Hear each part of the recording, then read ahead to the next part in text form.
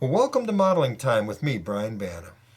And it's time to get started on my next locomotive project. And as the title says, it's a wreck rebuild GP30 into a GP28 for the Carroll Port Terminal and Chicago Railway. I had started this project maybe, I'm going to say almost 2 years ago. I had finished the trucks, I had finished the frame, I had finished the sill unit and the battery boxes. All that was ready to go, but I had put it away because the paint scheme, I just couldn't live with it. I liked it, but it just didn't fit the era. It would definitely fit the era of a modern short line or something like that. But for the late 60s, it just didn't work. And I wasn't happy with it. And my railroad settling in, becoming part of Penn Central, just wasn't sitting well with me at the time. I didn't know if I wanted to do that, if I wanted to go into Penn Central, or if I wanted to bring my railroad out of the merger into its own entity. But it works better if I go into the Penn Central or under the Penn Central umbrella. And I've come to terms with that, and I'm really, really happy with it. I'm really glad I did that because I like it. I like it a lot. It fits the era really well, and it fits the storyline or the history really, really well that I've, posted a video of and such. So I've been reinvigorated with this project, and it's time to bring it to fruition. Now, a real quick scenario of what happened with this unit. In the late summer, maybe early fall of 1967, there was a derailment at Twin Lakes, just on the north side of Paris, Illinois. It was a GP9 number 9014 and the GP30 number 3000. The GP30 ended up in the lake, and the GP9 rolled down the embankment. So there was some extensive damage. Crews were okay, of course. And so those locomotives were brought back to or recovered from the lake and brought back to the Mount Carmel locomotive shops. That's where the Cpt&C has their heavy locomotive rebuild facility and motive power shops. And they sat there for a while waiting to be rebuilt. In the meantime, with the New York Central and the Penn Central going into the merger, coming up in less than 6 months, basically, New York Central decided they wanted the other 3 GP30s off the Cpt&C roster. So, and by the way, the GP30s were the only turbocharged locomotives that they had purchased. They're a non-turbocharged railroad. So the New York Central took the Jeep 30s, except for the wrecked one, off the roster and gave the Cpt&C 3 GP7s. They also ordered that the GP30s be retrucked with Blomberg trucks, because when the Cpt&C bought the GP30s, they used trade-in FAs, and so they were riding on AAR trucks. So the 3 GP9s that the New York Central sent over had their trucks removed, and subsequently got the trucks from the GP30s. So the GP30s went to New York Central with Blombergs, and the Cpt&C put the AAR trucks under the GP7, so I'll have to do that. The GP7 that was rebuilt, number 9014, will be a low nose. I have that, I have the Walther's low nose version of the GP9, so that one will become 9014. And the GP30 was rebuilt into a GP28. So that's what the subject of this video is rebuilding that GP30 into a GP28. Now there will be 2 visiting models into this build, and that is EMD produced GP28s. Now these models are so far along that I figure the amount of time that it takes me to build all 3 of these, or finish all 3 of these, that it would be about the same as building one from the start to finish. So the primary subject of this video is the wreck rebuild GP30. But there will be some shots of the other 2 and I'll explain, what's going on with those and such, but they're basically about the same type of build as the Pennsylvania GP35. So I don't really need to go into too much detail with that. But I think you all might enjoy what I've done with this GP30. I haven't even explained what I've done to it yet and what I'm using for it. So let me get the camera set up over the work area, and I'll go over everything that I have done and what I plan on doing. All right, as you can see, there's nothing in the work area. So the preferred method of doing GP30s, it seems now, is to take a Kato GP35 and then put the Proto 2000 GP30 shell on it. That's a really good combination. And I've done that a couple of times way back in the late 90s, or actually not late 90s, what am I talking about? Probably in the early 2000s I've done that a couple of times. But I wanted to take it a little bit further because I really, really love the Kato platform, the GP35 platform. And I wanted my GP30 to look as good as a Kato GP35 in all aspects. So what you see here is the completed frame. It just needs to be painted black. Let me zoom in on it, and we'll go over that, and I'll work my way up to the finished sill unit. So this will have double AR trucks on it, which I've got here. So there's one of the trucks. This is the one with the brake chain on it and the speed recorder. The speed recorder housing is a 3D printed part that I made, and it's oh, actually no, it's not. It's the actual part that comes with the truck. So, but what I have done is I've put Stewart brake cylinders on it, and I made a bracket on the top. See if you can see that. This bracket here that holds down the brake cylinder. So what I had to do was cut a partial circle into the top of the truck side frame, and then the brake cylinder fit into that, and then this bracket went over the pin to cover it up to serve as the bracket that holds the brake cylinder in place. So this brake cylinder is in the exact same location as the molded on brake cylinder on the Kato truck, because these are Kato RS2 trucks. And then I attach the chain, and then that'll go through a pulley on the sill unit, which I'll show you later.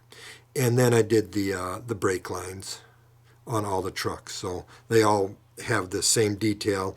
This is the only one, of course, that has a speed recorder and the chain.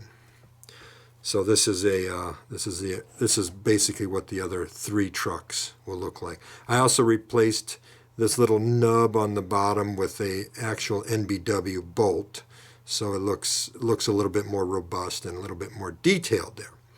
So we got that done. I used to have sanding nozzles coming out here, but I'm not doing sanding hoses anymore. It's just not worth the effort for me. I don't get anything out of them, and they're just kind of a hassle to get all set up and stuff. So let me move these trucks out of the way. Now that you see that, those are just ready to be painted now. So let's go to the frame. Now, to use on the prototype, a GP35 that had double AR trucks had the fuel tank cut in 9 inches off of each end. So I've done that. I've added the drain block in the back, the sump drain, and the Cannon & Company spitter valves here and here. And then I added another drain pipe of some sort that I saw in the some prototype photos that I thought would add some really nice level of detail. This is another drain pipe here. It'll have a piece of wire insulation coming off of it after it's all painted and stuff like that. It's a elbow, precision scale elbow that's soldered to some wire and then glued into the frame. On the front of the frame, these fuel tanks, or this fuel tank didn't have sight glasses on the side. It had a sight level or a fuel gauge on the front of the tank. So I made those out of styrene, and or did I make those? Let me see. Those might be 3D printed parts. Let me look real quick. Nope, those are it's just styrene here. The top block is styrene. I got a piece of brass rod in here going into a globe valve that I cut apart and used as the shutoff, valve. I've also got the drain, or I'm sorry, the fuel tank breather pipe here, and then I've got the drain plugs on the front, and I've got the long, this is a Details West part, but the large air filter on there, and I've got it plumbed from the air reservoir with the shutoff valve into that. And then we've got the toilet clean-out drain up front here. Other than that, oh, and then of course the Kato bell here. So other than that, everything's ready to go. It's ready to be painted black. To put the Kato RS2 trucks in, you will notice this is a straight 35 frame, so this will be one of the 28 frames. You'll notice here there's a pad on the GP30 to put the RS2 truck, or yeah, the RS2 trucks on. You have to take that pad off. So I retained the pin, but I took the pad off and I cut the pin down the same amount that I took off the pad, and then just reshaped the bottom of it so it fits into the gear tower. Behind it, there's a cavity cut out to clear the RS2 gear hump that you see right here. So now everything sits at the correct height on the deck and all that. I did drill out or relocate the holes for the couplers. And on the top, when you cut this pad off, you are actually pushing the truck up a little bit higher, so you need to add that amount back into where the gear clip goes in and holds the truck onto the frame. So that's what takes care of all of that stuff. So that's the frame, and the as delivered EMD GP28 frames.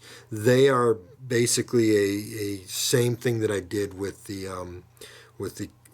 Pennsylvania GP35s. I have a different air filter on the front. I have the small air filter on the front, and but everything else is basically the same. So that takes care. So those two frames are done for the EMD GP28s.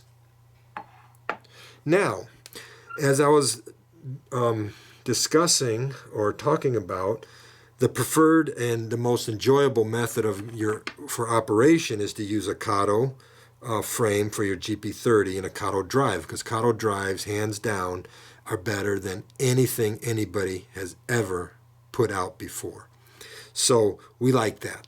And so I'll be putting my P2K GP30 on the Kato frame. But what I wanted to do, and I explained, I wanted to use the whole GP35 experience. I didn't like the narrow steps and the way the pilot was done on the P2K model. And my models, and this works beautifully with a little bit of work, but it works really good on a Phase 1 GP30, which the Cpt&C had the 4, and of course now they only have the 1 turned into a 28. So I used the Kato GP35 sill unit. Now what I had to do is I have a couple of spare junk sill units from the Kato 35s, so I had to rebuild the sill unit. So the first thing I needed to do is I needed a blower duct on the right side also. So I cut the blower duct off the left side of the spare sill unit and I transplanted it onto the right side. Now to do that, you have to turn it around, which means the blower duct area that's on a GP35 sill unit comes out over here. So you'll notice, maybe you won't, but this section, let me see, is it this section? Actually, it's from, can't tell. Actually, it's from right here. Yeah, this section and this section right here. It's hard to tell because I filled it so good and sanded it down, you can't see it. But this section right here and this section from here back, yes, from here back, I had to splice tread plate. You can see here the difference in the tread plate here. I had to splice tread plate off of the junk sill unit onto the new one so I could fill it all in and make it look like it was molded that way. So I milled the blower duct down, and I cut the tread plate thickness to be the exact same as what I milled down, and then spliced it all back together so I have a new sill. So now I have a GP30 sill. I rebuilt the pilot plates, so I've got GP30 parts here. A long time ago I did a photo etch for the GP30 bottom plate, and then these are the P2K MU hose pockets and my own photo etch footboard. Then I've got this little access plate right up here. Let's see if I can show you here. Let me get this in focus. There we go. So I've got that access plate there. That's a piece of photo etch. I had to cut out both of the recesses on either side of the draft gearbox. That's what I want to do, is drop it and have all the parts snap off. And I added this little step guard or deck guard for our foot guard on the, let me see, get that in focus. This foot guard here, that's a piece of photo etch. And then on my own photo etch steps. And then of course I had these jacking pads done a long time ago. So these are the correct style jacking pads. And this will come out because I'm not doing any MU or sanding hoses. This is the pulley system for the brake chain right here. So I had pictures, really good close-up pictures of a GP35 that had AAR trucks on it, and I duplicated this structure here. So the chain will go right through there, and then I'll tie it up in behind the sill. So the back is done the same. Everything is done on the back the same, and such. So I have a really nice looking GP30, Kato GP30 sill unit. And then of course I've got these plates here and here and here. Now on the prototype they don't really have holes drilled in them, but that's for the stanchions, where the stanchions go. So yesterday I grit blasted all of this clean. And same goes for all of the what are these? The handrail sets. So these are the handrail sets from the Kato model, of course. And then I have 13 stanchions that I drilled out and everything. And like I said, this was all put together before, but I had to redo it. So those will go into here, of course, and then I'll put the wire through. Now, so what are my goals? My big goals is to make this blend in really well with my Kato GP28s and my Kato GP35s and stuff. So the handrails will look the same. These are the pieces of wire. I don't know if you can really see them, but these are the pieces of wire that will fill in these stanchions. So on the back end, like for instance this one, I've got this piece drilled out here, so this will go into the sill unit here, and then the wire will complete it there. So everything will look like a Kato model. That's my goal, is to have everything look like a Kato model. And the wire diameter is the same as the wire diameter on a standard Kato handrail set. And then of course I've got the pilot grab bars that go on the front, so I'll take care of those, get all that painted and such. And now let me show you, let me get this stuff out of the way real quick, sorry about that. I think I've covered everything pretty much. Oh no, I haven't. I'll cover some more here in just a second. So now we've got the Kato sill unit. We've got the Kato frame. Make sure that fits down on there properly. What did I do? There we go. So we got the Kato frame. And we got the P2K hood. And we've got the, now this is interesting. This is a Kato sub base. It's basically the same as a GP30 phase 1 sub base.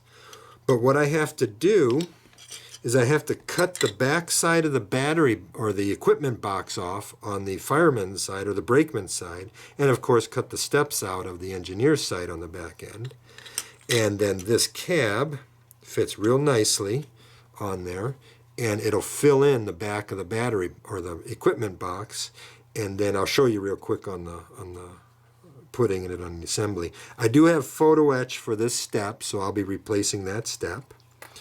And what I had to do also was replace the battery box tops on the front of the Kato sub base because they're a little bit shorter due to the angle of the cab. So this all fits very nicely down on there. Whoop, just a second. Let me take that up. You get the nose in there. That fit down on there. So that all fits together very nicely. And you'll see, I think back here, let me look. Now all this has to be glued together, but once it's all glued together, you'll see that the back, you know, all seals up and everything and fits nicely. So now I have a Kato, basically GP30, and I can rebuild the hood. So what's actually left to do on this model is now to build the hood. So that's what we'll be going over. So quite honestly, skipping all of the work on the frame and the sill, which was basically, again, like the Pennsylvania GP35, just a little bit different features and stuff. We don't have to go over that again. So for the hood, what's going to happen is the exhaust system's going to come out, and I've got this Athearn paper air filter box, and that'll be cut in so that it's level down like that. And then this blister on this side will be cut flat so that there's access to the door on that side. The blister on this side will be a full blister. Now, when I get to the details on the hood, we'll go over some things because nobody has ever done the roof correctly. And I have never seen anybody do this area correctly also. There's something in here that not many people know about, and I've never seen it modeled except for on my models. I know that people know there's a plate down here, but that's not what I'm talking about. But we'll be going over that. Then there will be two exhaust stacks coming out here because it's now a non-turbocharged unit. And then I'll have the fans. And I was thinking about blanking off this fan, but I'm not going to because I might. I'm not sure yet. It depends on how well I can get these photo etch pieces to bend. But a long time ago, I made these GP30 fan grills. And when I get to this part, I'll explain what this ring is for here. I also have these in brass. This is nickel silver, and I have them in brass. I got to see how they bend, and if they deform too much, or whatever.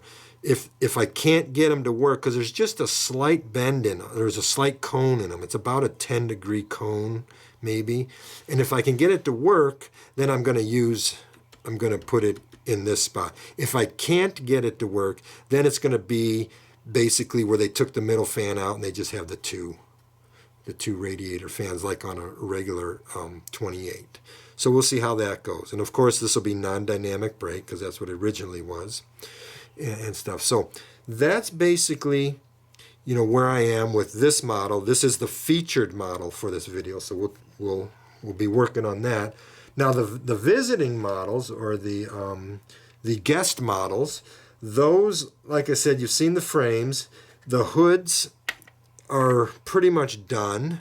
I've got the 28, the two fans for the 28s there. I've got the exhaust stacks in. I've got the blanked out